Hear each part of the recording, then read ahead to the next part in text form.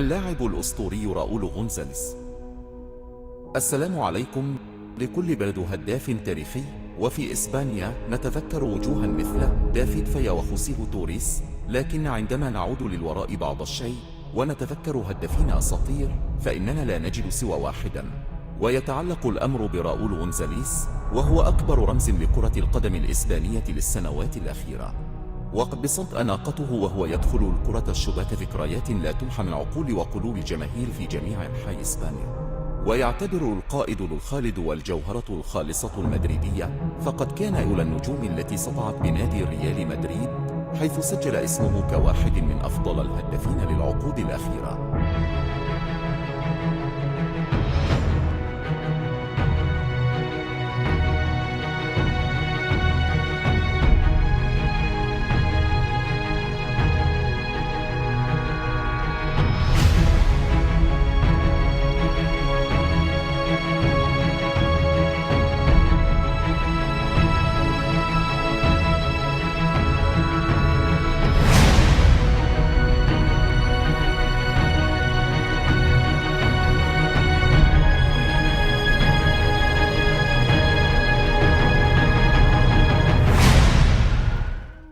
راؤول غونزاليز هو تجسيد الشجاعة، فهو لاعب عرف كيف يستغل كل فرصة لتسجيل الهدف، كما أنه لاعب كرة القدم الذي خاض أكبر عدد من المباريات في ريال مدريد، إذا وصل الرقم ل 741 مباراة و16 سنة كلاعب ضمن نفس للنادي.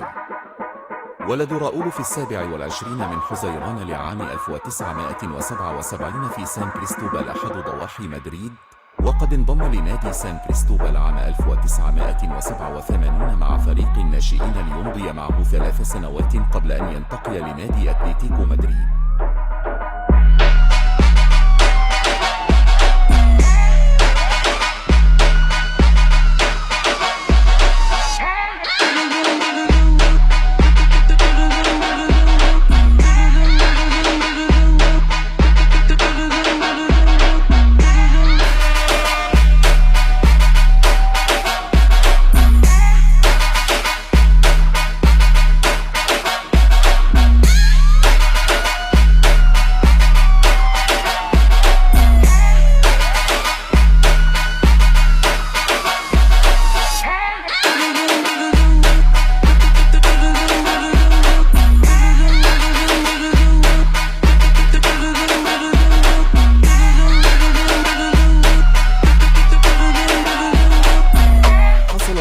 لقب أفضل مهاجم في العالم من قبل الاتحاد الدولي لتاريخ وإحصاءات كرة القدم في عام 1999، وهو أول لاعب حصل على لقب أفضل لاعب من قبل الاتحاد الأوروبي لكرة القدم 3 مرات.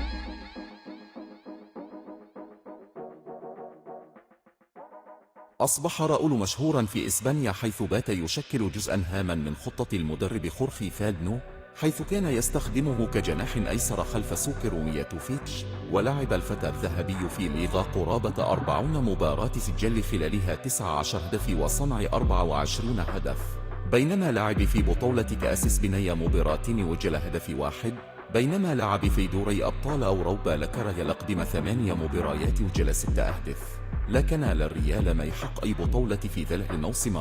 12.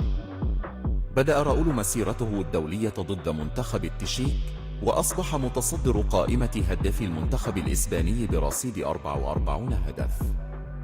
رغم الأداء الكبير الذي قدمه راؤول مع ريال مدريد، قرر لويس أراغونيس عدم استدعاء راؤول لخوض غمار منافسات بطولة أوروبا نظرا لسوء علاقته براؤول، وقد حقق بالفعل منتخب إسبانيا هذه البطولة.